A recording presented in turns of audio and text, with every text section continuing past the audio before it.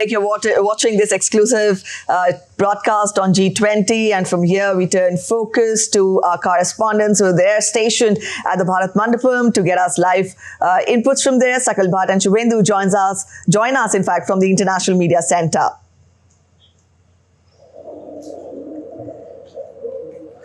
Well, good morning, Sakal. Good morning, Shubhendu. You're watching this very special broadcast on DD India, the D-Day, historic, unprecedented, when all eyes across the globe are all set on national capital New Delhi here in India.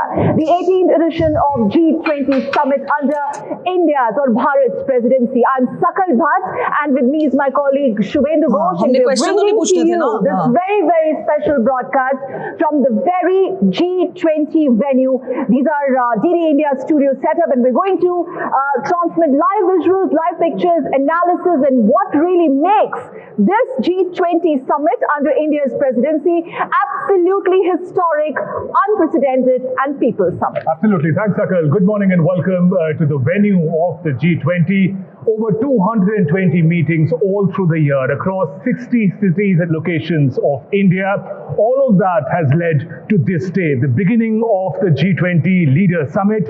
2 days of high-octane negotiations where the leaders of the G20 countries, invited countries, are going to determine the road ahead for global economy, of the world order in many ways. And this is the place, the venue from where we'll get you all the action non-stop. There's a special coverage of the G20 you're watching on DD India, and also joining us here is Professor Sreeram Chaulia, expert on international affairs. Good morning and welcome, sir. Big day. Smile and beaming, Sreeram. Yes, and when we look at those 220 meetings, all the outcomes, so many rounds of negotiations, all boils down to how the leaders now articulate the way forward. How do you see these 2 days? Yes, Shubhendu, this is the climax, and we are here, and I think it's a red letter day for India to be hosting this, and the scale and the ambition with which we have organized this G20 is just unprecedented. Sakal was saying, that this is historic. I don't think we are exaggerating. No, absolutely not. 29 heads of delegations from countries, 14 international organizations, including the UN Secretary General. Who is who of international diplomacy is in New Delhi. And I think our convening power, you see, as a host, for a country to be able to draw in so many heavyweights from all over the world at our, right here, and to deliberate on global issues, it shows the rise of India. And I think that's what we are seeing under Prime Minister Narendra Modi. Our diplomacy has gone from being a middle power to a rising power that's going to become a leading power in the world. This G20 summit is ultimately going to be a milestone in our pathway to becoming a leading power in the world. Just to understand, broadly speaking, what are various facets which actually sets this G20 different from the previous ones? The 17 G20 summits, I'm sure you must have covered few, we've covered some. It seems the whole world not only is looking at India, but the who's who of the world's politics is converging here in India today. Sakal, first, like we said, scale. In scale, it's massive, right? Prime Minister always said, "Bada socho," think big, and do something extraordinary and historic. That's what we are doing. Second, I would say the agenda is very, very development centric. The previous G20 presidencies have also tried to bring in a lot of development content and, the working groups, mechanism. There's so many issues in G20. But we have put, in a way, developmental issues, developmental priorities of those who are not part of G20, also on the table, voice of the global south. I would say that is the distinguishing feature of this G20 compared to previous ones. And third, I would say that, the kind of new innovations and ideas that India as the chair and also the other G20 participants have brought in are going to make this a richer experience. We'll see this when the final declaration comes also. Just the depth of issues. I mean, there's so many technical areas, and I don't understand half of them, but overall, what I can say is that we are actually, global governance is at stake, right? There's no unanimity in the international community. There are a lot of divisions, a lot of conflict. So this G20 is a make or break. The timings is also important. Pardon? The timings of the summit. Yeah, that's what I'm saying. So this is a make or break moment. We were with the External Affairs Minister, Dr. Jaishankar, the other day on DD, and he was saying this is an inflection point in global politics. And he also said that, if you remember, Shubhendu, that exclusive interview with Sreeram Chaulia, India has to be world ready, but most importantly, world has to be India ready. And I think that's a very important statement. And that kind of sums it up that when we talk about the G20 format or scheme of things, it just cannot get bigger than this, especially under India's presidency. Would you agree? Yeah, I think, see, the country, of course, is very much willing and ready to take global responsibilities. That is the number one message we are sending to the world. And Sakal and Shubhendu, here at the G20 venue, there are like hundreds of delegates from all over the world. And when we talk to them, they're all saying this is just so massive. You know, you people have taken G20 so seriously. Our countries have also hosted G20, but we never did it on such a grand scale. It means that India is actually thinking about world welfare. Right. So, Professor Chaulia, I want to talk about that scale aspect a little more. Yesterday, when the Sherpa was giving a briefing to the media, he spoke about over 220 meetings across 60 cities and venues, and that's also unprecedented. Because traditionally, the country is hosting G20, would have it in the capital, maybe a city adjoining the capital, one or two venues. 60 cities across the length and breadth of the country, from Kashmir to Kanyakumari, from Gujarat to Northeast to Port Blair. I'm not exaggerating, symbolically I'm not speaking. These are actually were the destinations among 60. What message does that send across within the country and outside? Within the country, like I said, it means that India's time has come. We have arrived on the big stage. And all our people, our society, was mobilized to back the government and the state to be able to deliver on this. See, domestic credibility matters. If there have been some G20 hosts which are not even democratic, you know, they don't even do this kind of mass exercise of what Prime Minister calls Jan Bhagidari and people's participation. But we are the world's largest democracy, and among the developing countries, I would say it's the most successful democracy. So we are showing to the world that this is the right model of consultation and participation for governance. And the good governance that we have at home in India is a model for the rest of the world in terms of global governance. You know, these are not two separate. As far as the outside world goes, they are seeing that Indians have, owned the G20. Indians took stakeholdership of G20. Indians took responsibility for the G20. And they are saying, these are the kind of people who should lead the world order. The new world order should be under Indian leadership. That is the big message, I think, that we are also hearing from so many delegates. And I can tell you, they are not trying to flatter us. There are many, many serious scholars I've been meeting here at the venue who are saying, I've attended 15 summits, 10 summits, 12 summits, and I've never seen the depth of preparations, the kind of engagement that you Indians have done. Right. It's like you're lifting the whole of humanity, as PM said, human-centric globalization. Yeah, that is exactly lifting the whole of humanity is what is reflected in our very ethos or the vision or the theme of the G20 when we talk of Vasudeva Kutumbakam, which we have derived from Sanskrit Upanishads. The heritage, Indian heritage, which is so much embedded, Indian culture. I think there are more than the diplomatics or diplomacy aspects to G20, which have been traditionally part of such for us, Sreeram. But this time also when we talk about why this is unprecedented and historic, because we have seen, Shubhendu, you've covered in fact some of those engagement groups and meetings.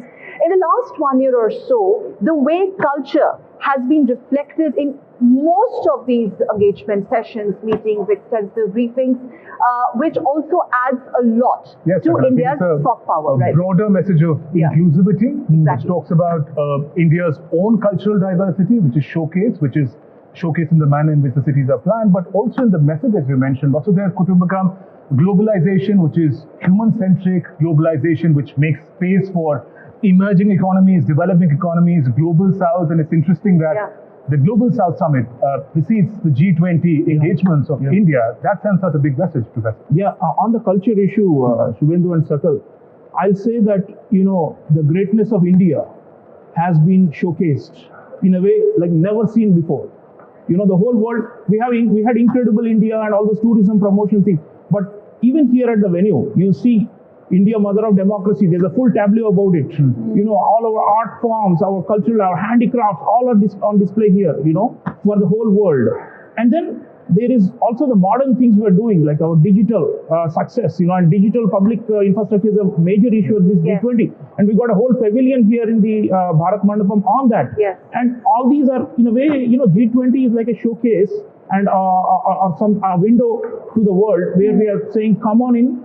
Look at the greatness of India, and we are there to support each other. And our, attributes you're most welcome to benefit from our attributes. That is a sign of a rising power, because middle and small powers, what they do is they are always looking up to somebody else, to some richer countries or more powerful countries to be their role model. Here, through our culture, through our engagement with Global South and all these things, what we are saying is, we are the model. I'm not, being bombastic here. Yes. We are the model, and we have shown this through good governance and through innovation and through all these, by representing our depth of our diversity of our culture.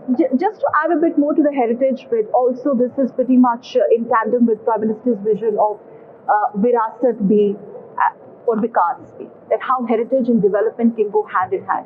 Have you, in your journalistic or scholarly experience, do you remember any of the summits or international platforms where heritage of the host country or any region for that matter has been showcased to the world on such a massive scale? Circle, no, the answer is no. Nobody has done it as well as India. And I'll tell you something else. The authentic India is coming to the fore. India is becoming Bharat, and that is on display here.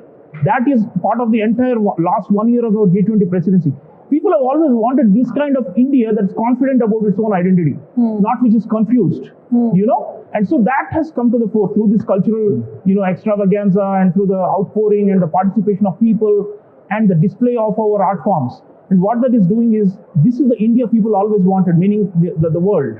And they wanted to see this kind of India that, its ancient civilization, its historical pedigree, all these have to come to the fore. And while we are doing a lot of things which are very contemporary and which, of course, are part of the G20 agenda, we use this as a big opportunity. I think Prime Minister's vision was, this is, to put India on center stage of world affairs, and not just India as in modern India. We are bringing the whole concept of Bharat and civilization to the fore, where people should appreciate that this is a country that gave solutions for millennia for international problems. And we are again doing it through G20 in the 21st century. And lifestyle for environment, the vision that Prime Minister puts forth. What kind of centrality does it occupy when we talk about the larger message of sustainable development, climate change? These are right at the center of all the conversations that we have. Shubhendu, the slogan for the G20 India presidency is One Earth. It starts with Earth. Yes. Then one family. Then one future. One future. Earth is the number one thing, and I think we have credentials, because it's not just an empty slogan. We have fulfilled our Paris Climate Accord commitments far ahead of all the other G20 member countries. It's a fact, and it's recorded. The UN has acknowledged it. We are going faster towards renewables. Lifestyle for environment is a positive message. It's not only about cutting carbon emissions. That is one debate, and they're going to be, squabbling over it in the G20 also. But the larger thing, the Prime Minister's vision is something positive for the world, which everybody, every individual, 7 billion plus people on the planet. That's the point we want to emphasize, Professor, about making individuals the stakeholder into the climate change initiatives, individual communities, which earlier was a concern that countries and governments and leaders would debate over. Now, individuals and communities also have a stake in what happens to our future. That's the reason why our G20 presidency, we are calling it a people's presidency. Yes. It's not a state elites only. Of course, the presidents, prime ministers, UN Secretary General, they're all here, and we are proud of the fact. But I'll tell you, below the level of the state, below the level of, there are private corporations. We need buy-in. They have to be big stakeholders for any of this to work. Non-governmental organizations, civil society, education, health, you name it, and all the sectors have to be involved. Trade, health, education, taxation, everything. Adding to that environment with Life Mission, like you just mentioned, this G20 under India's presidency is not confined only to the heads of the states and the elites, but it's about the people. And this whole Life Mission, which again was launched by our Prime Minister, Indian Prime Minister Narendra Modi, kind of promotes healthy, environment-friendly lifestyle at the individual level and at the national level. So that's also how you really bring in people in the whole system of international diplomacy. Yes, Sakal, there is a phrase, elite multilateralism, which basically means, powerful people and powerful organizations and institutions getting together in a closed door, behind off camera and doing some deals, right? What we have tried to do is a reverse of that. Of course, that will also happen in G20, inevitable as part of the traditional diplomacy. But our public diplomacy has been outstanding. What we have said is, like you said, the stakeholders are not only 20 countries, meaning 20 governments or 19 governments and EU. And 9 more invitees. The stakeholders are 7 billion people, including those who are from non-G20 member countries, So to be able to have a responsibility and a vision for such a broad canvas for whole of humanity, for the whole planet, that requires some vision, I must say. And it's not only vision, execution also. And there, of course, we will do our utmost as a chair, but it also depends on cooperation and follow through and implementation by all the member countries. That ultimately the commitments that they make in every G20 have to be fulfilled. On average, the researchers are saying 71% of commitments in previous G20 presidencies have been met by all the countries. Okay. So it's we need to be relatively optimistic about G20. It's not like they're just signing on a paper and saying, okay, we are done with the drama or the show. It's more than a show. Russia-Ukraine conflict, there were always, like we've seen in the last 1 year or so, questions being raised about India's stand, and India has maintained a very neutral position that it stands with peace and all of that. But the way India balanced it, in that context, the South-South cooperation persuaded by our Prime Minister Narendra Modi, and how that is going to come up directly or indirectly in the summit. So because it's not really going to be an easy cakewalk on various issues. Would you agree? It's not. I'll say a couple of things. First, we have two instruments to be able to push everyone for consensus. Number one, we have strong bilateral strategic partnerships with many of the G20 countries, right? We've built them up assiduously year after year after year through our diplomacy. So that is going to be high value, our bilateral partnership. So suppose there is a country X, let's be diplomatic, let's say country X, let's not name anybody, who's saying, I don't like this paragraph or this sentence and this wording, and I'm not going to sign on to it. We have a strong bilateral partnership with them, right? Our prestige is at stake. They can't rain on our parade because we have given so many things to them when they were hosting their events, and also bilaterally, in economic and in strategic matters. So that's the number one. We're going to use all those skills here. It's not only a multilateral setting, it's also the hosts one-on-one equations with so many countries who are here. Second, I would say the issue of the South, it should be a conscience issue. That's what Prime Minister said. You may be the richest country in the world and you are objecting to, let's say climate change. Let's say country Y is not happy with the wording on the climate change part of the, declaration, saying, you are pushing us too hard and it's not fair. Every country should contribute to this. Why only rich countries are being asked to contribute? Let's say. Again, the question is, who is watching you? It's not only your own country and your own people or your own, finance ministry that has to shell out money. 7 billion people are watching you, and their expectations are on your. Do you want to go back with the conscience that you spiked the whole process and you made it a failure? No. So I think we're going to use these two, persuasion and partnership. About the consensus building, because we're talking about the consensus building, where India takes the lead on these sticky, rather precarious issues. One we are talking about, Russia-Ukraine. And then you have climate. You have to walk the talk. We did, but we have to persuade others also. The challenges that are there. Yeah, of course, there's a saying, that when the going gets tough, the tough gets going. So it is a very, very, challenging task. It's a huge responsibility on our shoulders, and we have willingly taken it up. And I think we can be quietly confident that we have worked the wheels. We have, been able to establish, our clarity on our positions, but also finding a middle ground among all these contending countries, some of whom don't see eye to eye. What we have tried our utmost is depoliticize. That's the key word. Depoliticize a lot of issues, which are actually for the common good of all. So if we can think about a depoliticization agenda and keep the bilateral bad blood out of G20 as much as possible. Don't use G20 as a forum for boxing. Against each other. Use the G20 where we all really hold hands. There's going to be a group picture, right? The group picture, literally and virtually, we need to hold hands together. Otherwise, the world is doomed. And what kind of a challenge does that offer, Professor Chaulia, politicization of a multilateral forum like this? Let's go back a year. Let's talk about the Indonesia edition of the G20. We know that similar challenges, the pandemic, the Ukraine war, but also the challenges with dividing countries into poles. And India was said to have played a key role in building consensus. Just take us through what were the key points there and the manner in which India took the countries forward. And therefore, now that India is heading and is the president of the G20 this year, how could it take those strategies forward as well this year? Yeah, Indonesia, we were not the host. So there, the dynamic was that we actually engaged with the Western countries, especially the US, and the Americans came out publicly later on saying it's credit to India that we agreed. So, there was this issue about the wording of the Ukraine paragraphs. I believe we made a major contribution there. There was issue on climate. There were a number of other, such technical issues on trade facilitation, on digital, all these things. Lots of issues where there were disagreements.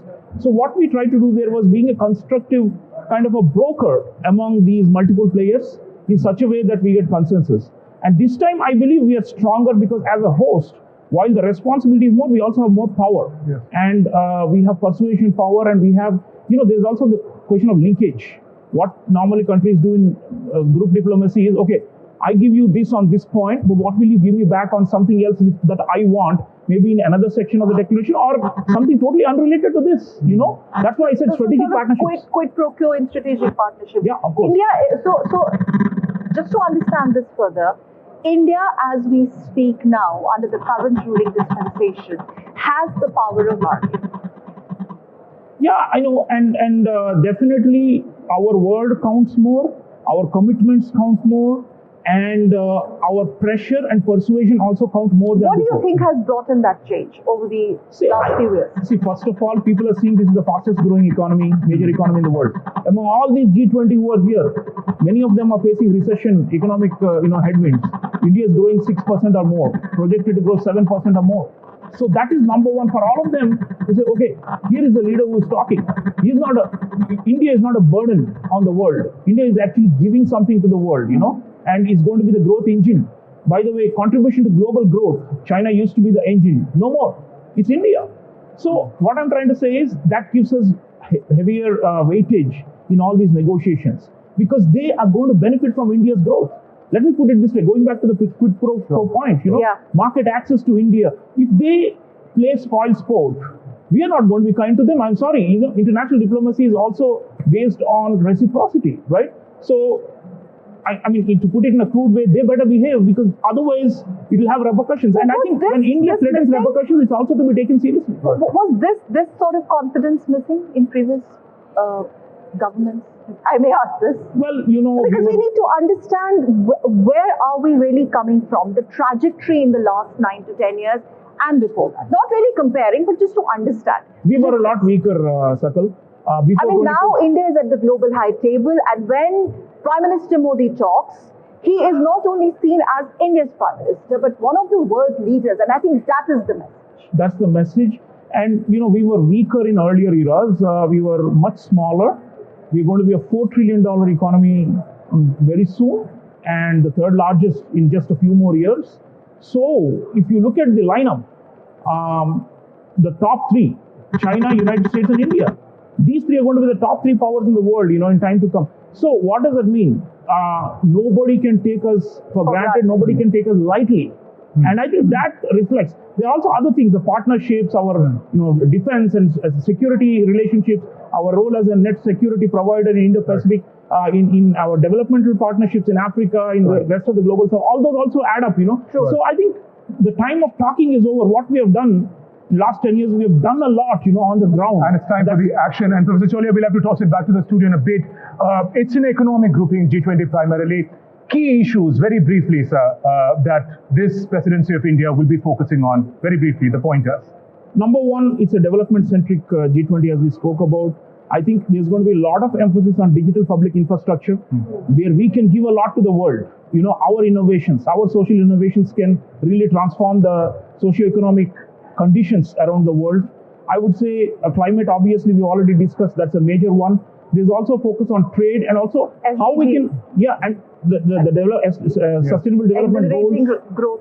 Absolutely. And I would say also here there needs to be macroeconomic coordination. What is happening is if a country B raises its interest rates, it has an impact on country C and country D, and they do it unilaterally without consulting with the others, especially countries which have got significant financial power. We want all of them to be on a same page in a coordinated and more manner. Collaborative. Because otherwise, something done in some capital should not bring about misery thousands of miles away in an interconnected And not to forget the women-led development. Absolutely. I was just coming to that. With due respect to the lady in the studio. But with that, we'll have to now toss it back to the studio. This was just a broad outlook of what G20 is all about. We're here at the G20 venue. We'll keep coming back here, getting you all the latest action and developments as they happen. But for now, Anil, it's over to you. Well, thank you, Shubhendu. Thank you, Sakal, for that, your thoughts with the expert there, Sreeram Chaulia, talking about how India is taking strident steps, especially with regards to this particular G20 summit. And will this have a change in the dimension, especially when it comes to international trade?